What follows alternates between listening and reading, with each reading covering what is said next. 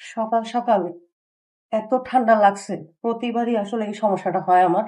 দেখা যায় যে শীতকালের দিকে সবচেয়ে বেশি প্রবলেমটা হয়। প্রবলেমটা হচ্ছে রাত্রেবেলা ঘুমানোর সময় আমার চাদর দিতে মনে থাকে না। ওই সময়টা আমার এই ঝামেলাটা হয়। দেখা যায় যে নাকে গলায় একদম ঠান্ডা লেগে যায় আর এবার অবস্থা খারাপ হয়। এবার তো অলরেডি ঠান্ডা আসতেছে, ঠান্ডার সিজনে এই সমস্যাটা সবচেয়ে বেশি হয়। এখন বাইরে যাব, আমাদের যে আপু আছে ওনার বাইকে করে ওনাকে দিয়ে আসবো বাসায়। লিফট আসতে অনেক দেরি, এই জন্য ভাবলাম যে সিঁড়ি দিয়ে নিচে নেমে যাই। আর নিচে হচ্ছে ওই FZX আর M250। তো এখন নিচে যেয়ে দেখি কি অবস্থা, কন্ডিশন কেমন। দেখেন এখানে শুধু দুইটা বাইক না, দুইটা বাইকের সাথে কিন্তু একটা পুরাতন পালসারও আছে। আর এই হচ্ছে FZX আর এই হচ্ছে আমার বাইক। তো দুইটা বাইকই একসাথে, এবং দেখেন কাকতালীয় ভাবে দুইটাই পুরা ধুলা পড়া। সবচেয়ে বড় কথা হচ্ছে আমরা সময় পাইতেছি না এই বাইকগুলো পরিষ্কার করার। দেখেন এত ধুলা জমছে একদম নিচে থেকে শুরু করে উপরে পর্যন্ত। আর এই বাইকেরও সেম অবস্থা, ধুলা টুলা পয়রা অবস্থা একেবারে খারাপ। আশেপাশে অনেক বেশি নয়েজ হইতেছে, এই জন্য আমরা দুঃখিত। কালকে রাত্রেবেলা এইখান দিয়ে খুব সুন্দর করে হেলেন কিন্তু ক্লাসটা অ্যাডজাস্ট করে দিছে। ক্লাসটা অনেক কাছে ছিল, তো এখানে যে গ্যাপটুকু লাগে জেনারেলি 1 ইঞ্চি পরিমাণ যে গ্যাপটা, এই 1 ইঞ্চি পরিমাণ গ্যাপটা মেনটেন করে ফুল ক্লাচ করে দেওয়া হয়েছে। এখন একদম পুরো চকাচক হয়ে গেছে বাইকটা। বিসমিল্লাহির রহমানির রহিম, পরম করুণাময় আল্লাহর রহমতে বাইকটা স্টার্ট দিলাম। তো ওয়ার্ম আপ চলুক, ওয়ার্ম আপের মাঝখান দিয়ে খুব ইজিলি বাইকটা বের করে ফেলবো। আর এই বাইকের একটা গুণ আছে, সেই গুণটা কি জানেন? এটা টার্নিং রেডিয়াসটা মাশাআল্লাহ দিলে অনেক কম। একদম অল্প জায়গার মধ্যে যেরকম ঘুরায় ফেলা যায়, তেমনি অল্প জায়গার মধ্যে বাইকটা বেরও করে ফেলা যায়। এটা হচ্ছে বাইকটার one of the best plus point. আর একটা বিষয় হচ্ছে সিটটা কমফোর্ট, বাট এই জায়গাটা এত চওড়া, মানে আমরা যে আগে স্কুলে বসতাম, স্কুলে বসার যে বেঞ্চের মতো চওড়া, লিটারালি দেখেন অনেক চওড়া। এই বসার জায়গাটা দেখেন কত চিকন, কিন্তু এই জায়গাটা দেখেন কত সরু।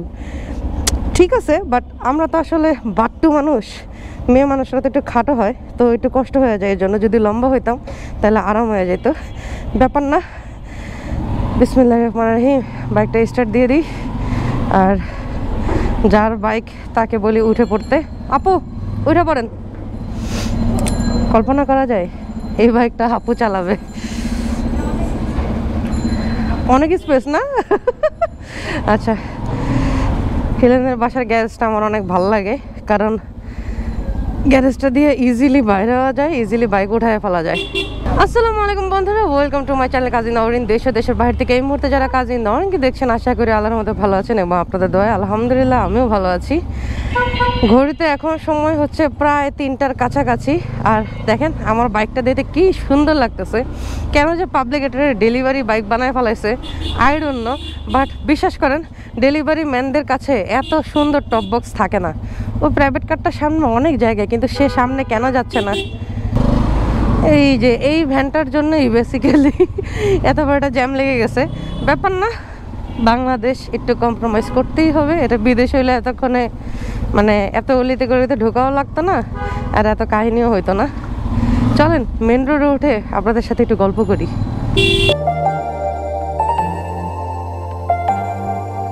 চড়াই উতরাই পার হয়ে চলে এলাম মেন রোডে, আর এইবার চলেন আমরা আমাদের গল্প শুরু করি। আজকে আসলে আমার মেইন টপিক ছিল হচ্ছে হাইওয়ে ট্যুরস এন্ড ট্রাভেলস করার ক্ষেত্রে কি আসলে 150 ফিল না।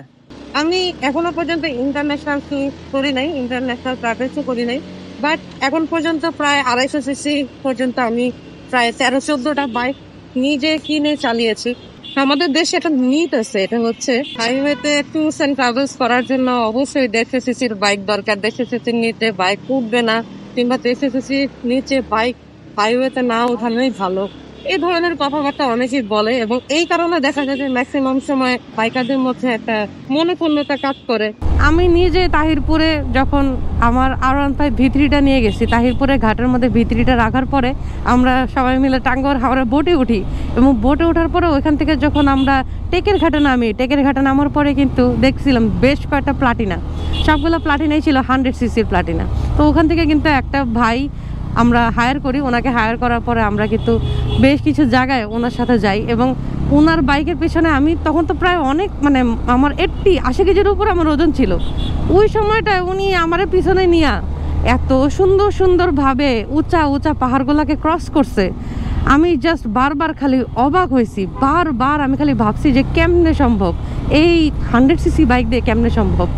তো কাজেই আমার কাছে মনে হয় আসলে যদি লং ট্যুর আপনি করতে চান এবং আপনার সাথে যদি যে কোনো বাইক থাকে, আপনি ইজিলি লং ট্যুর করতে পারবেন। এটার জন্য আসলে হায়ার সিসি, 150cc, 125cc, মানে আপনার কাছে হোয়াটএভার ইট ইজ যেটাই আছে, মানে এটার জন্য যে আপনার 250cc কিনতে হবে, 800cc 900cc বাইকই কিনতে হবে এমন কোনো কথা নেই। আপনার কাছে যে বাইকটা আছে সেটা দিয়ে আপনি ট্যুর করতে পারবেন।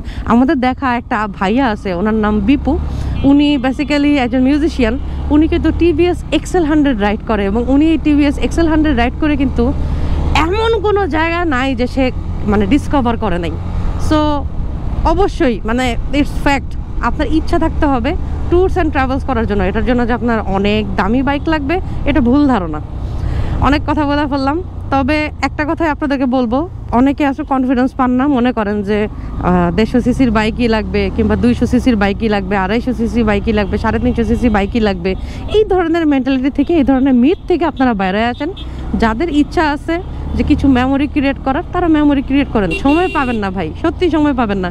বিদ্যুতের গতিতে সময় একদম ছুটে চলতেছে, মানে ঘড়ির টাইম দেখবেন ঠাস ঠাস করে পার হয়ে যেতেছে, কিন্তু আপনি দেখবেন যে আপনার মাথার চুল পাইকে যেতেছে, কিন্তু দেখবেন কোনো মেমোরি নাই, আপনার জীবনে কোনো মেমোরি নাই। দেখবেন যে আস্তে আস্তে সময়গুলো চলে যেতেছে, সুন্দর সুন্দর মুহূর্ত চলে যেতেছে, শরীরে জল বল দিবে না, হাঁটু ব্যথা করবে, কিছুদিন পরে কাঁধ ব্যথা করবে, পিঠ ব্যথা করবে, মাজা ব্যথা করবে। একটা সময় দেখবেন আস্তে আস্তে মোটরসাইকেল বিক্রি করে দিচ্ছেন। আসলে লাভ নাই ভাই, যতদিন সময় আছে ততদিন ইচ্ছা মতো চিল করেন, মজা করেন, আনন্দ করেন, দেখবেন দুনিয়াটা অনেক বেশি সুন্দর। আর দেখতে দেখতে আমিও একদম পুরা কাছাকাছি চলে আসতেছি। আপুর বাইকটা আপুকে হ্যান্ড ওভার করে দিব। আপু আমার পিছনে বসা, উনিও খুব তাড়াতাড়ি, বেসিক্যালি ভালো কথা, উনি কিন্তু স্কুটার রাইড করতো, এবার ফার্স্ট টাইম উনি মোটর সাইকেল কিনছে এবং মোটর সাইকেল এটা আয়ত্ত করার চেষ্টা করতেছে। বাট একটু প্রাথমিক অবস্থাতে একটু সময় লাগতেছে ওনার হাতে আসতে, কয়েকটা দিন প্র্যাকটিস করলে এটা ওনার হাতে চলে আসবে।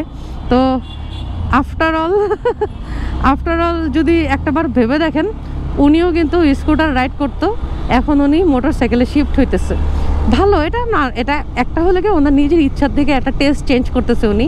আরেকটা বিষয় হচ্ছে ওনার এই বাইকটা ওনার সুবাদে আমিও চালাইতে পারতেছি আর অনেক ভালোও লাগতেছে। আর আপনাদেরকে তো বলাই হইলো না যে বাইকটার পারফরমেন্স কেমন লাগছে। ওভারঅল আমার কাছে বাইকটা ভালোই লাগছে, খারাপ না, আলহামদুলিল্লাহ। মশলা দিলে ভালোই, একটু সাবধানে পার হই। দাঁড়ান, এ কি রে বাবা, আচ্ছা থাক, একটু না হয় আসলো ক্যামেরাতে, ব্যাপার না। আমি যখন বাইকটা রাইড করছি আলহামদুলিল্লাহ আমার কাছে বাইকটা ভালোই লাগছে, খারাপ না। বাইকটার মাইলেজ ভালো আর বাইকটার রাইডিং কমফোর্টও সুন্দর, সব কিছুই ঠিক আছে। খালি বাইকটার প্রাইস ইয়ামাহারা কমায় দেখ, এটাই চাবো, অনেক কমায় দেখ, যাতে সবাই কিনতে পারে।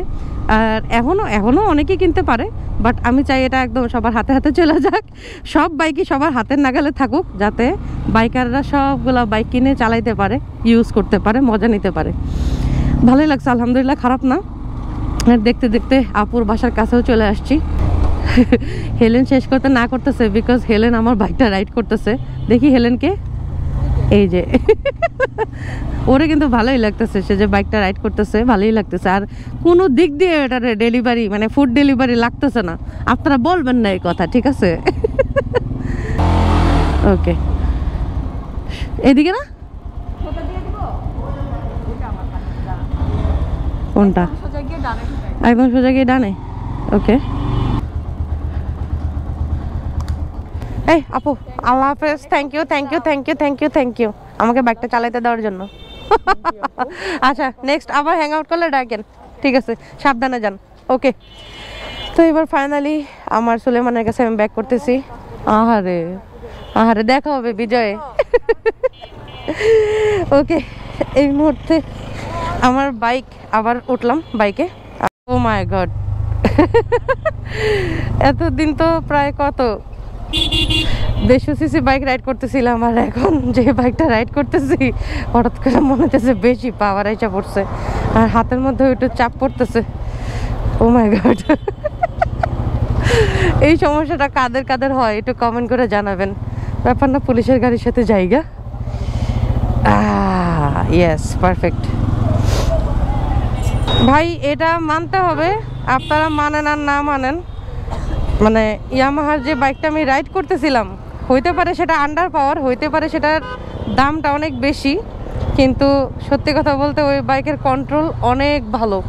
আমি গতকালকে খালি বাইকটা চালাইছি আর আজকে চালাইলাম, কিন্তু ওইখান থেকে জাস্ট এই যে N250-তে উঠছি, তাতেই মনে হচ্ছে যে গলাটা অনেক বেশি জাম হয়ে আছে।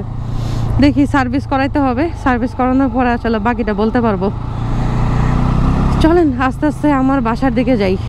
বাইকের পাওয়ার তো 100-তে 100, কিন্তু জাস্ট ওয়েট ডিস্ট্রিবিউশনের যে ব্যাপারটা, এটাতে আসলে মানে টেকনিক্যালি জাপানি টেকনোলজি যেমন হোন্ডা, ইয়ামাহা, সুজুকি, ওদের দিক থেকে আসলে পিছানো। আসলে এই টেকনোলজিটা যদি আয়ত্ত করে ফেলতো তাহলে হয়তো বা অনেক ভালো হইতো। কি আরে কপাল, এখন যদি আমি একটা হাই স্পিডে টান দিতাম তাহলে কি অবস্থা হইতো, ব্যাপার না। তবে খুব তাড়াতাড়ি আমি হাইওয়েতে একটা ট্যুরের ব্যবস্থা করতেছি, আপনারা সবাই দোয়া করেন যাতে এইবার হাইওয়ে ট্যুরটা আমার সাকসেস হয়, জানাবেন। আর ওখানে সেফটি সিকিউরিটি কি শুনছি মাঝখানে নাকি অনেক ধরনের ইস্যু হয়েছে, সেই ইস্যুগুলো কি এখনও আছে কিনা চেষ্টা করব হচ্ছে একটু বন্ধের দিন যাওয়ার, যাতে পর্যটকদের ভিড় বেশি থাকে, তাহলে হয়তো বা সেফটিটা একটু বেশি কনফার্ম হবে। তো ইচ্ছা আছে যাওয়ার, তো দেখা যাক কি হয়। তবে আপাতত একটা জিনিসই আমার মাথায় আছে, সেটা হচ্ছে এই বাইকের ছোটোখাটো কিছু কাজ করাইতে হবে, কারণ ওই যে চিটাগাং গেছি, চিটাগাং যাওয়ার পরে কিন্তু এই বাইকের তেমন কোনো কাজ টাজ করানো হয় নাই। যেমন আমার কাছে মনে হয় নাট বল্টুগুলো একটু টাইট দেওয়া দরকার, নাট বল্টুগুলো টাইট দেওয়ার পরে গলাটা একটু ভালোভাবে প্রপারভাবে আরেকটা গ্রিজিং করাবো, এবং পেছনের যে সাসপেনশনটার ফিডব্যাক একটু চেক করাবো। ওভারঅল একটা সার্ভিস দিতে হবে। আর এবার ইচ্ছা আছে সার্ভিসটা আমি দেওয়াবো হচ্ছে অফিসিয়াল বেগুনবাড়ি থেকে, তো দেখা যাক কি হয়। তো দেখতে দেখতে কিন্তু বাসার কাছে চলে আসতেছি, একটু পরেই বাসায় ঢুকবো আমি। আর শরীরটা কেমন যেন একটু খারাপ লাগতেছে, কারণ রাত্রেবেলা প্রচুর ঠান্ডা লাগছিল, প্রচুর ঠান্ডা, আর এত সর্দি। এরকম ওয়েদারের মধ্যে খুবই টাফ সারভাইভ করাটা আমার জন্য। আর বেসিক্যালি দেখা যায় যে সিজারের বাচ্চাদের এই বিষয়গুলো বেশি হয়, যারা নর্মাল ডেলিভারি এদের এই ধরনের সমস্যাগুলো হয় না। তো বন্ধুরা, আজকে এতটুকু ছিল আমার এই ভিডিওটি। যদি ভিডিওটি আপনাদের ভালো লেগে থাকে তাহলে কিন্তু অবশ্যই লাইক, কমেন্ট, শেয়ার, সাবস্ক্রাইব করে হয়ে যাবেন কাজী নয়ন চ্যানেলের সদস্য। আর যারা অলরেডি আমার এই ছোট্ট চ্যানেলটি সাবস্ক্রাইব করেছেন তাদেরকে love you so much.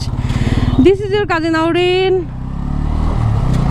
signing off.